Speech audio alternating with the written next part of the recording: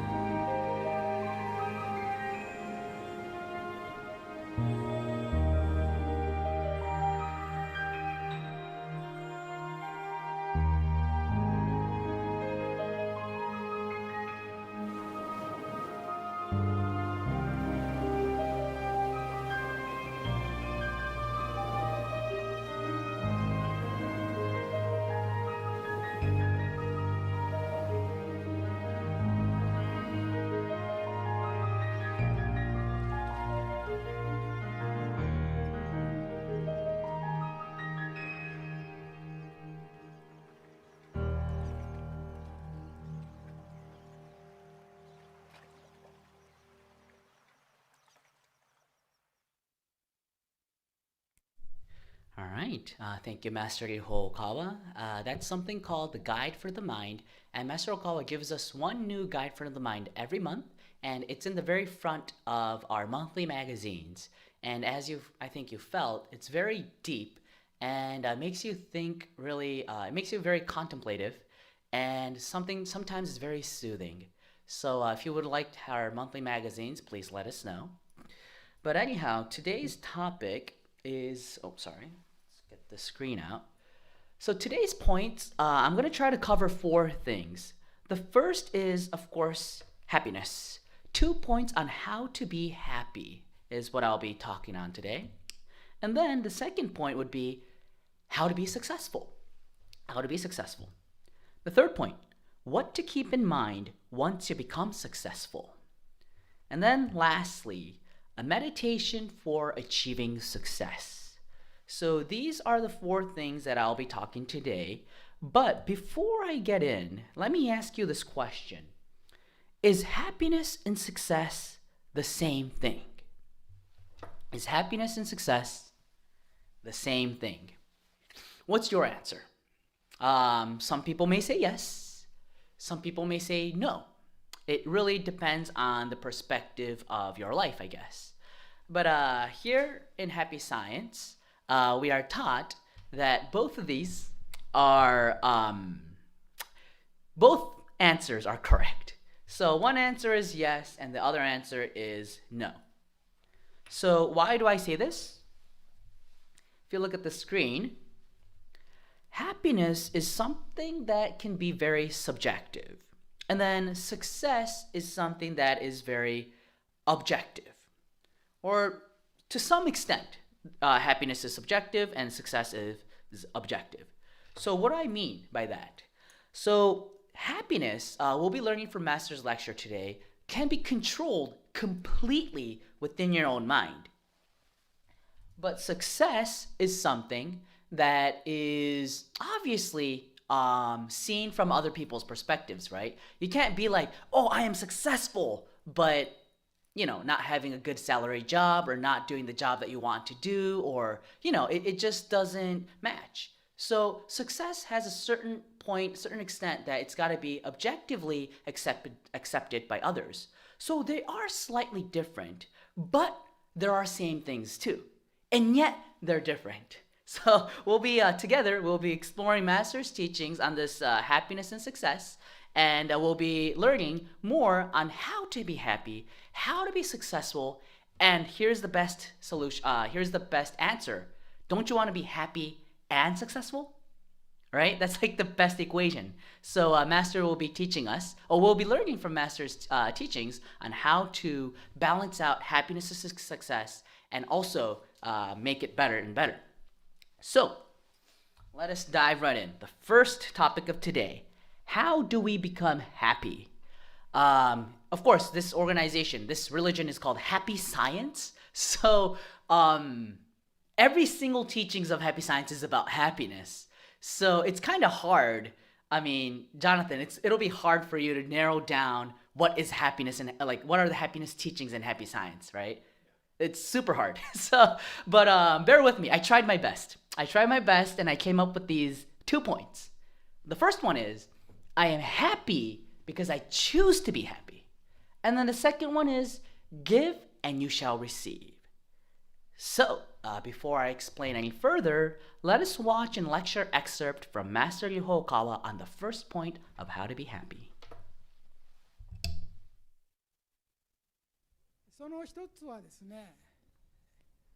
The first thing I'd like to say is that the person who determines your happiness or unhappiness in life is you. Please understand that you and no one else can decide your own happiness or unhappiness. If you determine whether you are happy or unhappy by listening to other people who tell you you are fortunate or you are unfortunate, then you are mistaken. I want you to know that it is no one but you who decides if you are happy or not. This is one of the first things I must tell you.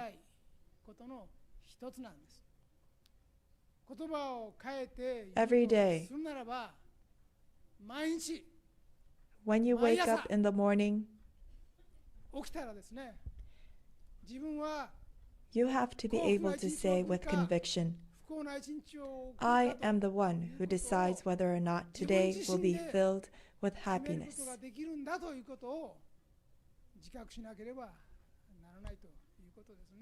It depends on me. Please know this and keep this in mind.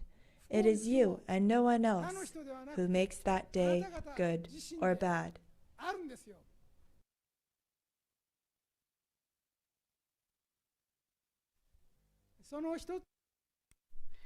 All right, so let's look at this phrase right here. I am happy because I choose to be happy. I'm happy because I choose to be happy. Do you know how deep that sentence is? First of all, let me ask you a question. Do you get it? I'm happy because I choose to be happy. I'm sure that those of you who's been studying the teachings of the mind, and not only of Master Okawa, but I guess like Napoleon Hill, Be Positive by Norman Vincent Peale, all of these like thinkers, you will probably know what I mean, right? So whatever happens in our environment doesn't matter as long as you feel that you're happy within that circumstance. And Master has phrased this in such a powerful statement. He's saying that you and you only can be the king of the kingdom of your mind. So we have to be the kings of our own mind. Don't allow other people's comments on you or criticism on you, or don't allow your circumstances to make you believe that you're unhappy. Of course, we're human beings. We're not robots that's programmed to be like, oh, just be happy when unhappy things happen. It's not easy like that. But it's a start when you know that this sentence is the truth. So you know how in the beginning I said that happiness is subjective? That already is enlightenment. To be able to know and to say that and to feel that you're happy just by believing that you're happy. And you may ask, how do you do this? Master just gave us the answer in that lecture. The point is, well, I guess he said half of the answer. The very important point is in the morning, right after you wake up. What's the first thought you had, everyone? What was your first thought, Jonathan, this morning? That I wanted to go back to sleep. So he say his first thought was, I wanted to go back to sleep. I mean, raise of hands, who had that thought? I did. I definitely did. So yesterday and 2 days ago, 2 days in a row, here at the temple, it was closed. The reason why was because we were doing a video shooting for our next TV program that's going to be coming up in July. And it's called Invitation Happiness Season 3.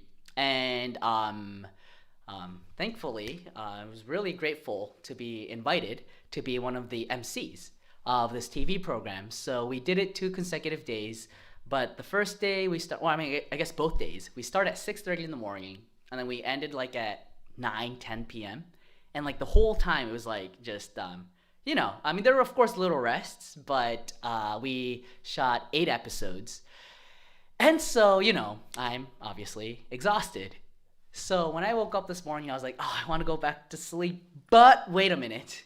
Today's lecture is about happiness and success. So I am not going to succumb to this feeling. I was like, I'm happy, right? And then every time, if you ask my wife, I'm thinking like she's getting so tired of this. But when I take more showers in the morning, I talk a lot. Even I talk to myself a lot. But what I say is like, I can, I'm happy. And then especially after taking the shower, when I'm like setting up my hairs and stuff, I look at myself in the mirror, into my own eyes, and I tell myself, I'm happy. Or some kind of affirmation of positivity. And then this works like magic. The first thought that you have in the morning, it kind of does, how should I say this? Control your emotion of throughout the day. So being happy in the morning is one. The other half, to be able to utilize this teaching, is before you go to sleep. Before you go to sleep, can you tell yourself that tomorrow is going to be greater than today? And today was greater than yesterday. It doesn't matter objectively seeing if it's right or not, right? We're talking about subjectiveness. We are talking about how you choose to feel about your everyday life. And the best thing to believe is that today there were so many things that occurred, but it was better than yesterday. There were so many things I was grateful for. And to be promised that there's going to be a tomorrow, my goodness, aren't I the happiest person living on this planet? Please be the number one in happiness. You can choose to do this. That's what I believe it means when Master says, you, solely you, are the only one who can be the king of the kingdom of your mind. And of course, there's ups and downs in life. And if you are in the moment of life where you're feeling down, what I just said must be like, oh, you should just shut up. Or, I know how that feels. Or you probably maybe turned off YouTube. Or, nope, there's still people watching. So I'm sure none of you turned it off. But I know that feeling, like when you're feeling blue, when you're feeling down, it's like when people tell you just be happy, it works like in a negative way. You know what I mean? It's like, yeah, I know that, but I can't. That's why I'm suffering. Therefore, I would like to introduce this book to you, written by Master Ryuho Okawa. It's called The I'm Fine Spirit, How to Get Through Tough Times. And what I have on the screen is the chapter title, but each chapter is kind of like, how should I say this? It's like a short essay. It's like 2 to 3 pages, but just look at these titles. Living with a Carefree Spirit. Weaknesses and shortcomings are seeds of happiness. In the end, the fight is with yourself. People with an unshakable mind. If you keep on rolling, you will grow. Believe in your unique mission. Accept your imperfections. Are you choosing unhappiness? Believe in the power of your mind. Building self-confidence. Write a self-respect diary. I love this one. If you find trouble at work, exercise. Face your karma. 14. God only gives you problems you can solve. Think like a long-distance runner rather than a sprinter. Are you setting limits to your possibilities? Rising above painful times. Knowing eternal life make you more accepting. Understanding leads to loving. Don't label people as friend or enemy. Respect is the key to good relationships. True kindness is never without courage and strength. Don't count what you have done for others. Lead a cheerful way of life. Happiness doesn't have conditions. Get through tough times with an I'm fine spirit. Just reciting the titles like a sutra, it kind of like gives you, it's like a balm that like soothes your pain. But this book, I really recommend you giving it a try. Especially in these kind of times where everything's just simply stressful. In the preface, Master says something very, very powerful. The majority of mainstream self-help literature found today comes from the United States. Here, you'll find universal formulas and philosophies explained in simple words that answers the needs of people all over the globe, applying to all religions and races. Use this as a supplementary school textbook for teaching ethics, and I assure you that it'll dramatically decrease cases of bullying, violence, delinquency, crime, and suicide. Without a doubt, it'll improve the students' characters and help them improve their academic performance. Use it in employee training programs in companies too, and it'll have an outstanding effects in improving the company. It'll heal cases of employee depression and encourage company enthusiasm and increase morale. Let's all try to be positive people who can smile and mean it when they say, I'm fine at any time. So, yes, we're in America.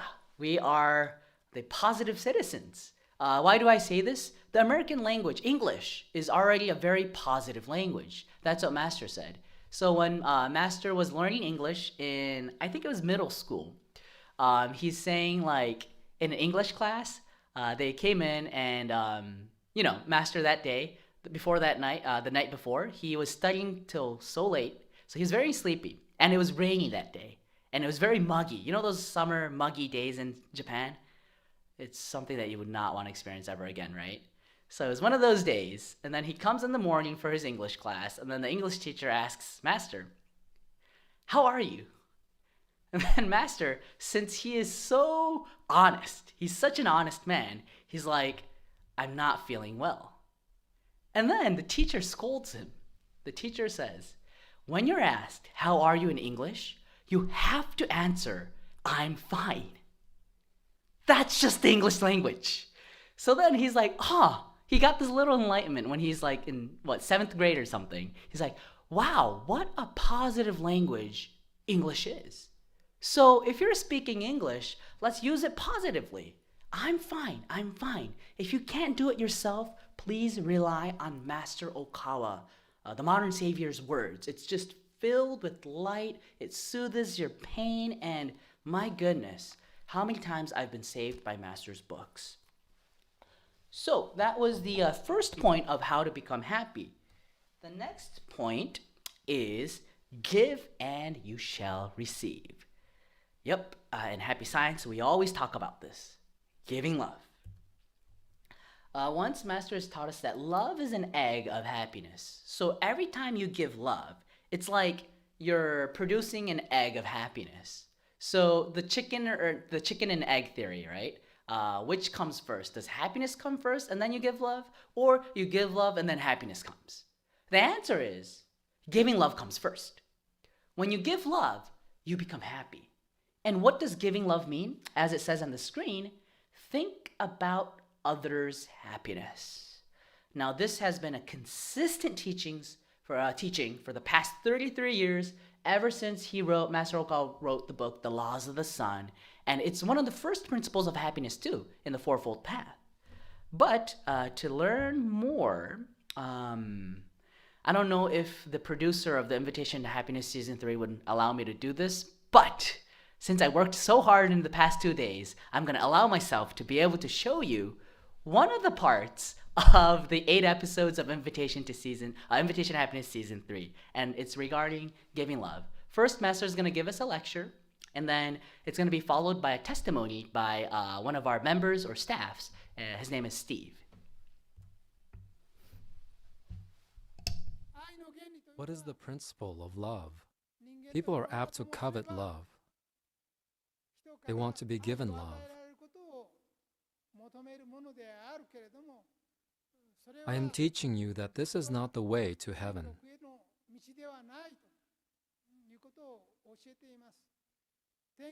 In order to return to heaven, you must not take love, but give love instead. Giving love is to love other people without considering personal gains or losses or weighing the pros and cons. It is to love those who are living in the same era as you. What does love mean then? To love is to recognize the beauty in others. To love is to recognize that others have the right to be happy too.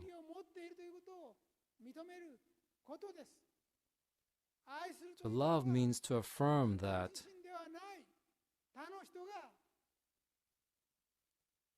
people other than yourself are living splendid lives. To love is to feel joy when others find happiness, smile, become affluent, and enter the right path.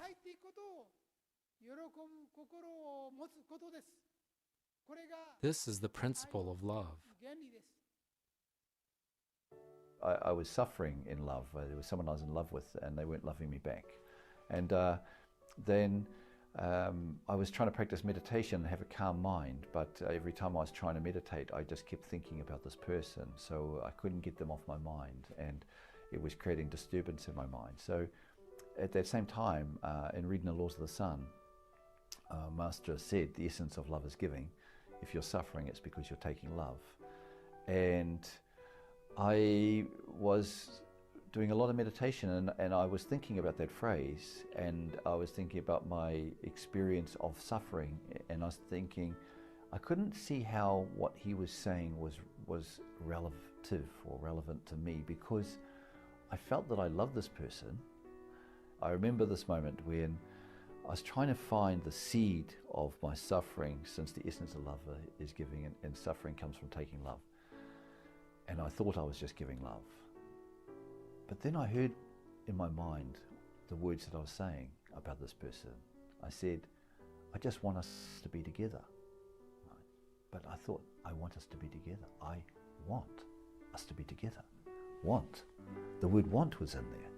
Want's a taking word, right? You know, even if I want you to be happy, that's still wanting. I'm wanting something, you know. So in this moment, I had a bit of a rebellious moment. I thought, well, I guess I was sick of suffering too. I thought, that's it. I don't care anymore. I don't care what she thinks. I'm just going to love her anyway. And in that moment, I had this experience whereby I felt this incredible weight lift off my shoulders. I felt so light. I just felt like I was suddenly sitting, hovering, but a feeling of lightness. But not only that, the greatest other feeling I felt was from my chest. This feeling of love burst forth to this person, for this person. And if I visualize it, what it felt like was that there was this incredible stream of love coming from God. Master always said, you know, God is love and the universe is full of love, and it's through giving love that you experience love, right? So in that moment I felt that I was receiving this love, but this love was pouring from my heart. I could really feel this incredible feeling of love pouring from my heart to this person. And I realized I don't need her to be in my life. It doesn't matter where she is, what she's doing, or who she's with. I just love her. And the feeling of loving her was so joyous. It was actually that feeling of love. The feeling of love for another person is what makes us feel so happy. And the stronger the love we can feel for a person, the more wonderful that experience is. This was the turning point in my life, because I realized I'll never suffer again.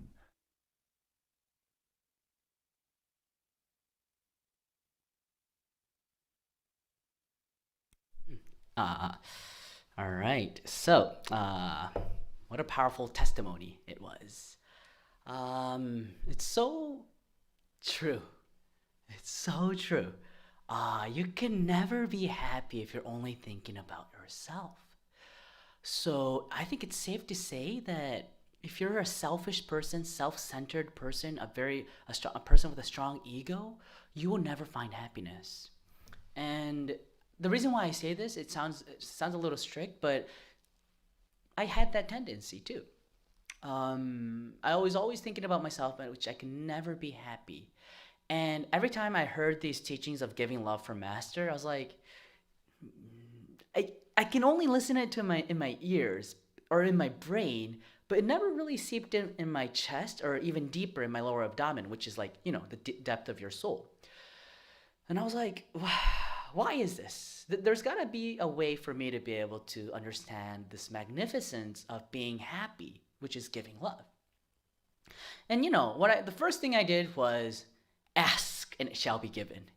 So what I would do is every time I would take a ritual prayer at Happy Science or in my morning prayers or at nighttime prayers, when I remembered to do it, I told myself, or I asked my guardian spirit, I asked the guiding spirits, I asked Lord Alcantara, please allow me to understand this happiness that comes from giving love. I just continued praying this. And then the answer was given in a very unexpected way. What I mean by an unexpected way was I didn't get it by knowing how amazing giving love was, but I found out by learning how awful taking love is. It came from the opposite direction. And let me share with you the 2 points that helped me, spring out of being unhappy or the syndrome of taking love. The 2 points that we must check, Masters taught us in the Laws of the Sun, is right speech and right view. And taking love obviously makes you unhappy. And if you look at it from right speech, bad mouthing was one of my tendencies that continued to make me feel unhappy. And this book, Worry Free Living, another outstanding book. Next week's Sunday service, Ari, she'll be talking about, she'll be giving a lecture, a little bit regarding to this book. But in page 84, he talks about how bad mouthing is a proof of unhappiness.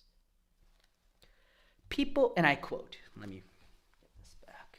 And I quote, page 84. People who always speak ill of others are not happy. You can probably see this when you observe them. When we're filled with happiness, we simply can't keep on saying bad things about others. So bad mouthing is proof that we're unhappy. Someone who has a habit of criticizing others up front, making derogatory remarks as soon as he finds something he can belittle, or directly expressing jealousy, envy, and resentment is simply not a happy person. These people are often trapped in a vicious cycle. They badmouth others because they're unhappy, and speaking ill of others makes them even more miserable. And they won't be able to find happiness until they correct this tendency. But what makes people speak badly of others in the first place? Why do people say hideous, resentful, and angry things to others? If we examine ourselves, we'll find that we often say negative things when we're extremely hurt. Of course, we get hurt when others become angry with us, put us down, or disparage us. But we also feel crushed when we don't receive compliments and even when we see others getting praise. Young people are especially self-centered in this respect.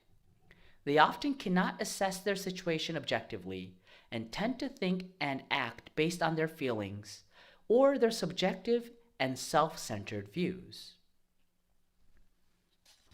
Here's another one. But young people see their self-centeredness as purity. So, this kind of helped me awaken to the fact that I'm unhappy. It proved me that I was unhappy. So here's a little contradiction. You know how the first part of the happiness principle that I talked about today was subjectivity. So if you believe that you're happy, you'll feel happy, right? That's true. That's true. But it's got to be based on your true self. It's got to stem out from your Buddha nature. Let's say that you are an evil person saying that I'm happy, I'm happy, I'm happy. Obviously, the world that God created is very fair in a way that in the end, that person will not be able to feel happiness. That's just how this magnificent world was made by Master Okawa Alcantara. So what's important here is you need to have a wisdom to be able to check whether you are really happy or not from God's perspective. And what is God's perspective? Here's the answer that Master just gave us. If you have a tendency of bad-mouthing, that's the proof that you're unhappy. Even though you're saying, I'm happy, I'm happy, I'm happy, I'm happy, I'm happy, you're doing this auto-suggestion all the time, for some reason you feel that emptiness. For some reason you feel that you're not getting there. Why? Check out if you have wrong speech, especially the tendency of bad-mouthing, criticizing others. Even if you don't vocalize it, do you have a feeling of looking at people's faults rather than their strengths? Do you only look at people's faults and altogether not even look at that person's strengths, or don't even think that that person's a good person? I had that. I used to think that that was intelligence. I used to think that being able to point out other people's wrong points was what made me smart or like capable or like leadership quality. But to a certain extent, of course, you can't be a boss and you can't like overlook all of the mistakes of your subordinates, right? But the thing is, in your thoughts though, you can't just write them off as incompetent or bad people. You always have to look at their strengths. And also, not only that, what's so important, not just like boss-subordinate relationship, but in any kind of relationship, subordinate-boss relationship, friend relationship, family relationship, it's a golden thread. What's very important is to be able to look up to their strengths. It's very important to congratulate their strengths. And it's very important to feel that they have something that you don't have. And just simply, again, looking up to them. And that feeling makes you actually happier. Why? Human beings are spiritual beings, and once you have a shift in your mind, magically the other person feels it too. And for some reason, your human relationships will become more harmonious. And then that's going to lead to a greater success. So first check your points of bad-mouthing. I noticed that that was the reason why I wasn't being happy. On the opposite, praise others, bless others, and congratulate others. In this book, Master talks about recognition is power. When people feel recognized, they even die for you. That's how powerful being recognized is. In the I'm Fine Spirit book, Master also says it in a different term. He says that to love is to understand. So this is a recognition, recognizing other people's strengths rather than their weaknesses, and saying that is a good thing, which leads to right view. It's very important to look at people with a clean slate. Don't look at them stereotypically. This is something that Master has taught us that people who are masculine tends to do. Men are like, they have this tendency to categorize their human relationships in black or white, or enemy or friend. And like, once you think one thing that, oh, they're an enemy, they're already labeled as an enemy. So no matter what good they've done to you in the past, or no matter what good intentions they may have now, you can't see it because you're already labeled that, no, he's a bad person, or he's a stupid person, or he's an enemy, he's not good for me, you know? So it's very important to always look at people with a clean slate. If you don't, again, you're going to go down the vortex of unhappiness, and it'll be so hard to get out. And it's just the shift in your perspective. Another point is always try to look at people's strengths, which I talked about earlier, which continues to our speech too. And then the third one, this is very, I think, deep. Accept diversity. I would like to quote a paragraph from Master's book, Worry-Free Living. Understanding that perceptions vary. The first basic aspect of building smooth relationships is to understand that there are individual differences in perceptions and ways of thinking. When we assume that others see things the way we do and think the way we think, we breed discord in our relationships. But gaining awareness of other people's different views and perspectives allows us to cultivate open-mindedness and a big heart.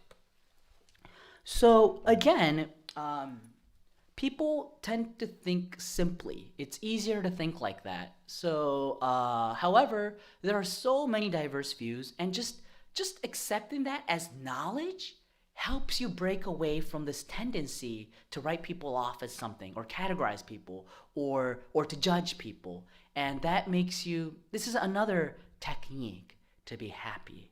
As long as you continue to judge people and bad-mouthing people, that's the proof of unhappiness. So for me, the way to understand this magnificence of giving love was to just kick myself out of the long-held tendency that I had of taking love.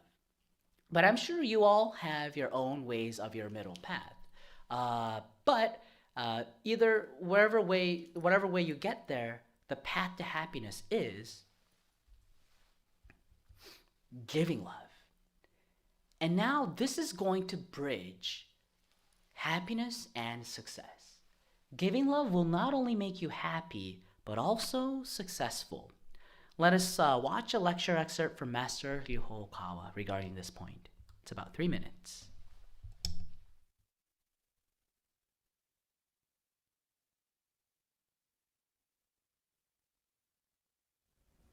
I suffered for years when I was in my 20s, but then came to a simple awakening.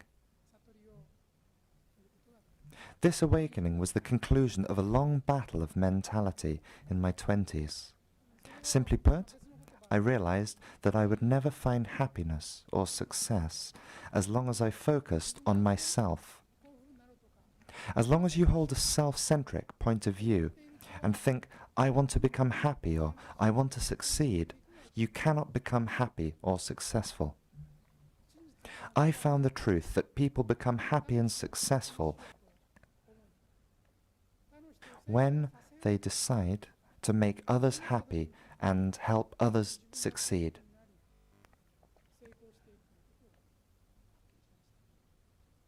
While this truth is very simple, this teaching is a part of all world religions. We call it the Golden Rule, and this truth is always included in each world religion. Those who live self-centered lives have extreme difficulty realizing this simple truth. They are just not able to realize this unless they experience a setback or adversity and open their eyes to the spiritual truth. So, if I were to give you one bit of advice as you begin your professional careers, it would be a person who brings happiness to others.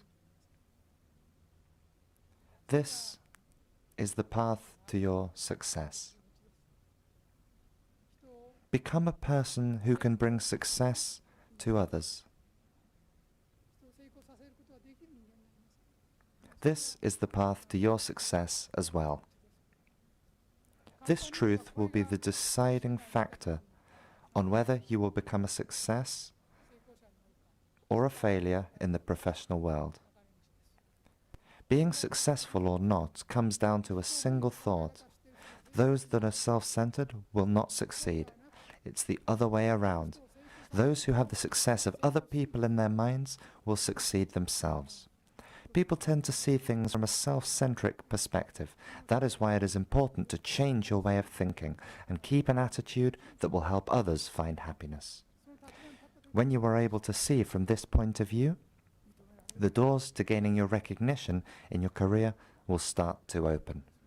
I would like to emphasize strongly that this is the way to achieve self-realization.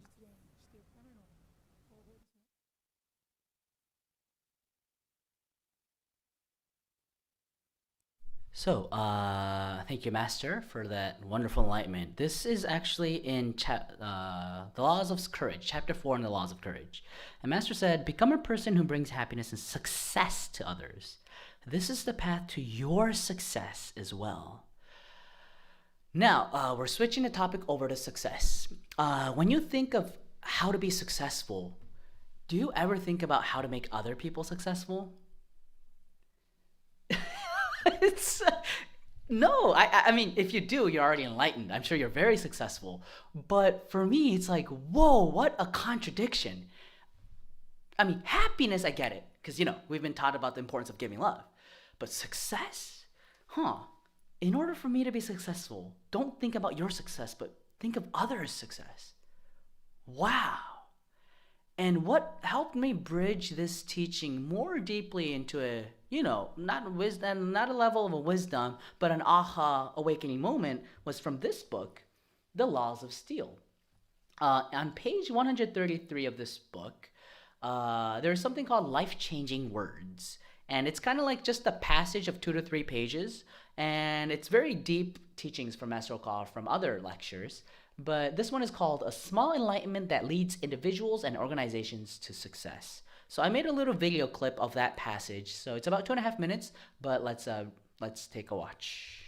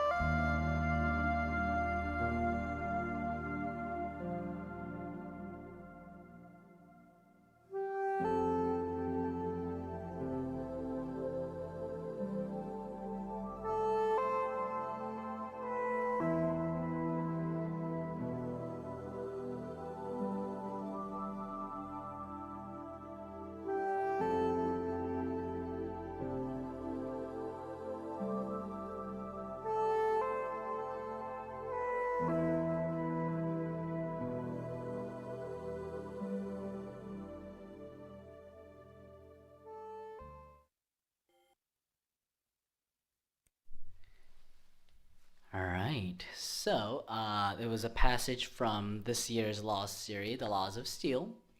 But when you want to be successful, you have to think about how to make other people successful. You have to be able to make other people become happier. Let's look at how to make other people successful. So if, let's say that you are working in a corporate, let's say that a very, how should I say this, competent subordinate comes in. Usually what, I guess human instinct wise, what naturally people may feel is that he can be a threat to take over my position. And I've heard this before. When I was a minister in LA, there was a member who came in saying that I'm suffering from jealousy. I'm being, people are so jealous of me that I can't get ahead in my corporate culture, in my corporate business. I was like, to her, it was a different advice that I gave her. But what I learned was that, wow, that's true. I never ever thought of that. But some people, they want to protect their position so much that they won't want other subordinates or maybe even other colleagues to become successful. But you're working under the same umbrella of a same company, yeah? So there's people always watching from above you, or a higher hierarchy. And if you are a person who's trying to bring up others, how would that be seen from the higher executives? That's the type of people they want to promote, right? But let's say that they hear a rumor that you're always gossipy and bad-mouthing other people so that you can bring down others. And gossip always will be heard. And it's just so toxic. And when people find that out, they're not going to want to promote you. They're not going to want to keep you in a good position. And they're probably not going to keep you in an executive position where there's a lot of classified information. So what's very important here, that's just one example, but always try to help others. So try to make your other subordinates and colleagues successful, and then that'll lead to your success. Now, that's within a company. Towards the people of like your clients or your customers, if you're thinking about their happiness, they're going to want to use your product again, or they're going to want to use your service again. They'll becoming repeating customers. And that's like the basics. Without repeating customers, no business will ever grow. So that's like the basics of business, as Master has taught us. So, but, you have to go through the shift inside your mind. You can't focus on your own ego. You just have to genuinely feel the happiness of others. And then success will follow. And if you are like me, who's having another hard time being able to accept this truth, I recommend this ritual prayer that Master has given us here at Happy Science. It's spiritually guided by Dale Carnegie, and he's famous for writing the book How to Win Friends and Influence People.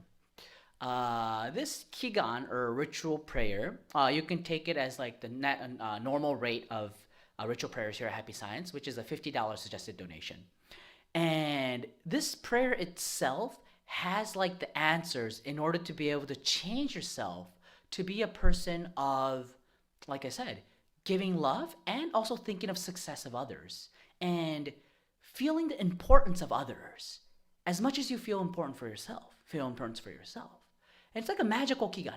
So a ritual prayer. So for those of you who really want to like shift that mind, I really recommend this ritual prayer. Also, this book, The Laws of Success, I would say this is a Bible for success. It's filled with positivity and wisdom. So if you are truly seeking success, maybe you feel happy now, but you want to become even more successful, I'd say this is a Bible. So what I talked about now is that happiness and success can coexist, or they're along the same principles. But when you reach a certain level of success, happiness and success can be different. There's a trap that separates that success from your happiness. So let's learn from Master Hokawa, the lecture he gave here in New York Temple in 2008, The Way to Success. Please separate success and happiness. It's a little difficult. In reality, some people are not happy. The success is not equal to happiness because success has a shadow in it. When you are concentrated on or when you are focused on success only, you forget something very important. Something very important. For example, about your family. For example, about your peace of mind. For example, about afterlife. It's a shadow of success. So, as a religion, I must add this point to your success. You must succeed in this life and afterlife. Both of them. You must be succeed in both of them. So you must lead your life successfully in the real meaning. In any case, in any situation, in any circumstances, you must seek for calmness of the mind. That is real happiness. So success and happiness is a little different. Sometimes these two are same, but sometimes these are two quite different one. So I recommend that you should have calm mind in you and succeed in this world.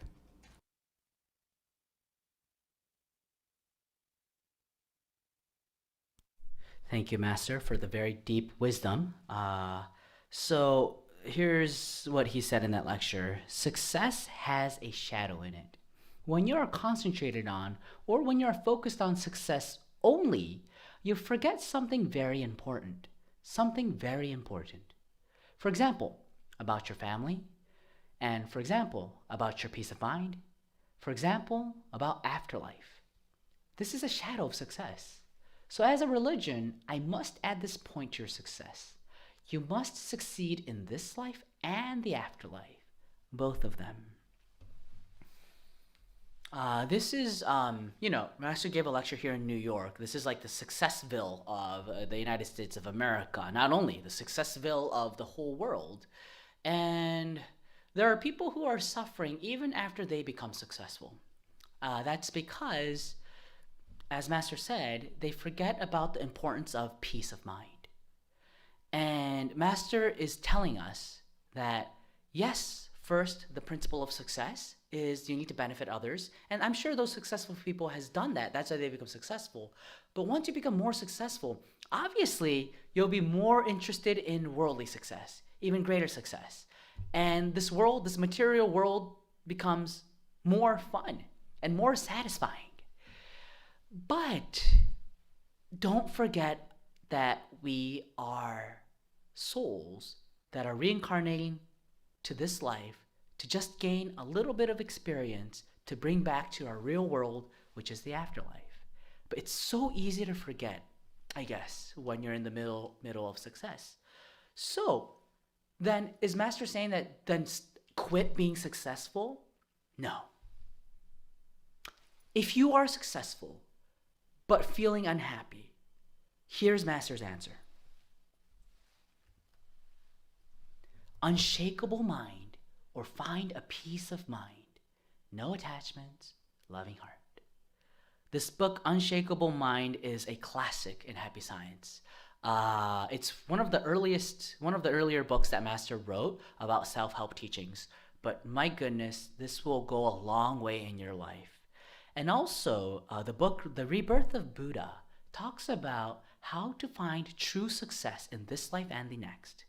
In the next video clip, we'll be watching an excerpt of a movie called The Rebirth of Buddha, which Master has made. It's just 1 minute, but it's a scene where this one famous actress and a singer, she's been having a lot of worldly success, but she became sick.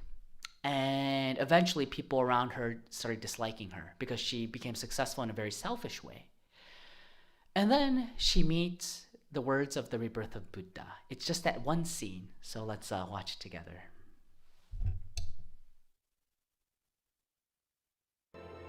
True success must be appreciated by many people.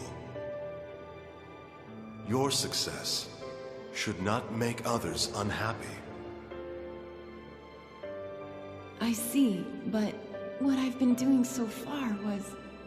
If success leaves you with an unsettled mind, you cannot call that success. If success makes you more obsessive, that is not true success. True success fills your heart with love and allows you to think more about others. That is the true meaning of success. It's amazing. When I found these teachings of the mind, I couldn't stop crying. And I knew from the bottom of my heart that I had yearned for this. Teachings of the mind? Sayako? Right. Every time I watch that movie, that part really strikes my heart. It's a very deep part, but in this book, The Rebirth of Buddha, which is the base of this animated movie, Master has a whole chapter on patience and success. And he talks about virtue, or the fragrance of enlightenment. So, going back to the camera, Master is saying that a true success, which is a success that is found in this life, that leads to the success in the afterlife. That's what he means by true success. In order to attain true success, he is saying, look at one thing. That is your soul growing? Is your enlightenment getting deeper, higher, and more powerful? In other words, are you becoming more virtuous, or are you growing in character? If you're not, that is not true success. And this actually is the teachings that will help those of you who are already very successful out there, but is feeling that emptiness in the mind, to be able to bridge it together and to continue to grow it into even greater success. One famous American billionaire, who is a guiding spirit of happy science now, is Andrew Carnegie. He became one of the most richest men in the United States. He's a steel tycoon. Or the richest man in the United States. And it's said that without him, some people say that without him, the United States could have lost World War II against Japan, since steel is necessary for weapons and infrastructure. So that's how much of an influence he had in this country. But he wrote a book called Gospel of Wealth, but he couldn't be satisfied with his own success. He wanted to create even more successful people. And yes, he wrote this book, Gospel of Wealth, but that's more of like a biography of him. So he asked other people to be able to come up with a book of success. And he came with a thought of interviewing people who would take on this task to systemize this principle of success. So what he did was, the condition was, he was gonna introduce 507 people that Andrew Carnegie knew that were already successful or were bound to become successful. And what he was going to do is he's going to introduce those 507 people to that person who accepts this task and to give them 20 years to come up with the principles of success. However, the condition was there is no allowance, no payment at all. Who would want to do? Would you do this if you're asked by this billionaire, hey, Jonathan, hey, Yushi, would you use 20 years of your life from now on to research these 507 people that I'm going to introduce to you? Some are successful, some still aren't. I just see that they're going to be successful, but without any payment. Would you say yes? So he gathered over 260 interviewers, and Andrew Carnegie had a stopwatch. And after he asked that question, he would start the stopwatch. And if the interviewer or interviewee, if he or she did not say yes to this question within a minute, he was not going to give this task to them. And there was only one person out of this 260 something people who said yes in 29 seconds. And that is the famous Napoleon Hill. And Napoleon Hill, he, went out. He went for the task of speaking to 507 people. Some people weren't even, some people, they were not even successful yet. So there was this time where he goes out to this like really small workplace. It was all dirty, and this man who's like all covered in grease and he's all like in working clothes and all dirty comes out. And then that was one of the person that Andrew Carnegie introduced Napoleon Hill, that he looks like he's gonna be successful. But at first look, he did not look successful at all. And he had this accent. He did not look like he will be what Andrew Carnegie thought he would be. And that person was Henry Ford. So interestingly, Andrew Carnegie, he couldn't be satisfied with his own success. He wanted to bring him greater success. And he chooses Napoleon Hill because he's saying that you cannot be successful if you are slow in making decisions. That's why it was that 1 minute thing. And then Napoleon Hill did it. And as you know, he became a millionaire too. And he has helped many people in America become successful and grow rich. And one very important teachings of Napoleon Hill is this: have a crystal clear goal. Without a goal, you will not become successful. And to close off today's Sunday service, I would like to do a contemplative meditation with you. Master has given us a lecture called Success in Business, and he talks about 6 points in order to become successful in business. And today, one of them is related to having a final goal. So what we're going to do is we're going to listen to that part of the lecture, and then there's going to be a couple minutes to contemplate on that part. And this video itself it's about 4 minutes, 4.5 minutes. So please get in a meditational posture and deep breathe. And then start thinking of what is your, please use those cushions if you like. Please think, what is your final goal in your life? Remember, final goal. What is like the last greatest goal that you will achieve in this lifetime? Let us begin our contemplation, following by Master's instructions.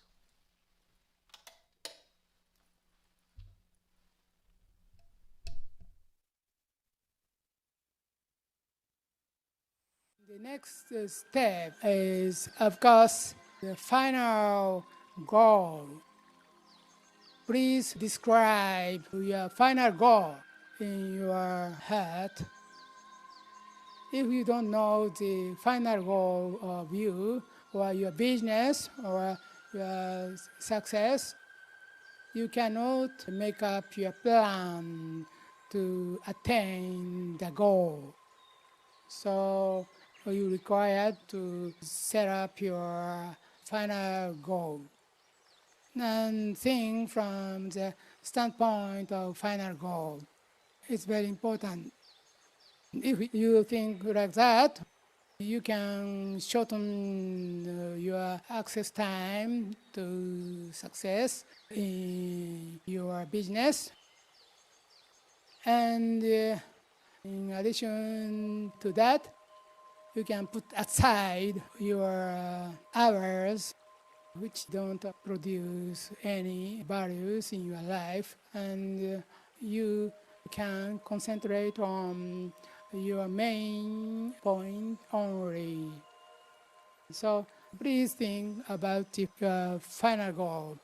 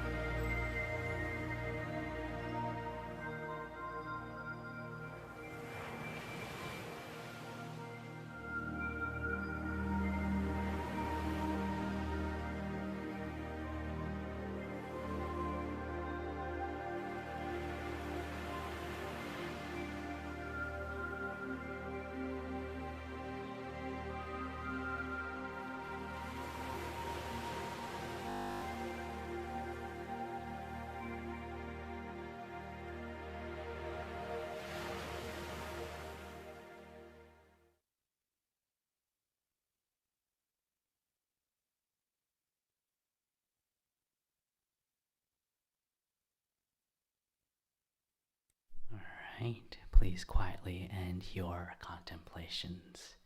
Were you able to see your crystal clear final goal in your life? I hope so. I really hope so, because Master has taught us before that living your life without a goal is like allowing your boat move whichever way depending on the wind.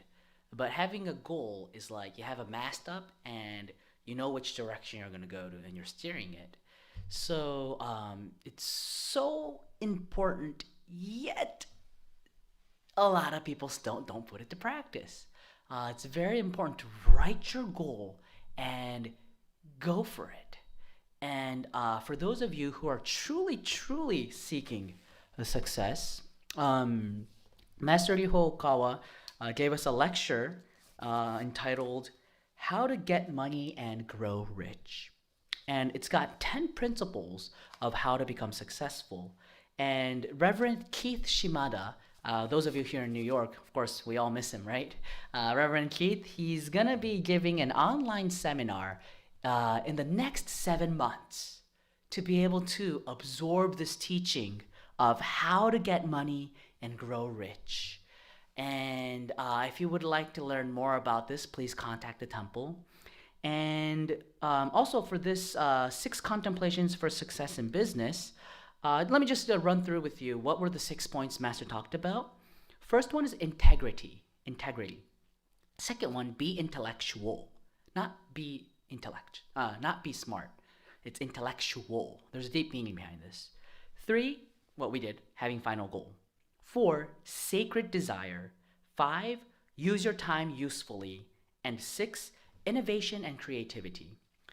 For those of you who would like to learn more about this lecture, how to grow your business, it's just a normal happiness planting rate for watching the lecture. So you can always come to the temple, and I would like to add this contemplation video with it. So for those of you who are truly seeking business success, I recommend you this. And so today's points were, these 4 points. 2 points on how to be happy. You're happy. I am happy when if I am happy because I choose to be happy, right? And then giving love. And then how to be successful was actually very similar to how to giving love, how to make other people successful. And the third point was what to keep in mind once you become successful. That is, don't be engrossed, don't be focused only on worldly success, but success in both, which can only be done with a peace of mind. And I didn't have enough time to explain that part, but if you are suffering, if you're successful but still having that emptiness, the best panacea for that would be the true words spoken by Buddha. Jesus Christ, Buddha, Allah, Elohim, El Cantare. This sutra is just so powerful. It's not just words you're reading. It's got energy of the creator. Creator's energy is infused in this sutra through the consciousness of Shakyamuni Buddha. So it's not just words. You're not just reading a little booklet. You're accessing the core consciousness of the God of the earth through recitation of this sutra. And God, so many people has seen many miracles of having their mind just calming down just by reciting this sutra. Deliberately though. Slowly, as I said in my, if you want to learn more how to enhance your prayer skills, please watch one of my Sunday services in the past. It's called The Science of Prayers. And in it, I explain how to bring out the most out of your prayers. And you can receive this when you become a student member from the link below on the YouTube channel. All right. Well, thank you for joining today's Sunday service. I totally went over time. It was supposed to end at 11:30, and I was supposed to have a Q&A, but it seems like I will not be able to have a live Q&A today since I'm going to have to go over to New Jersey Temple. So if you have any questions regarding this point, please email us. Please contact us. There's so much that we can recommend you in order to be happier and more successful, and that's what we truly wish for you. Once again, thank you all so much for joining today's Sunday service. Thank you who joined here live and at this temple, and hope to see you next week. Next week, Ari will giving us a phenomenal Sunday service on allowing yourself to be embraced in the universal power. Thank you very much.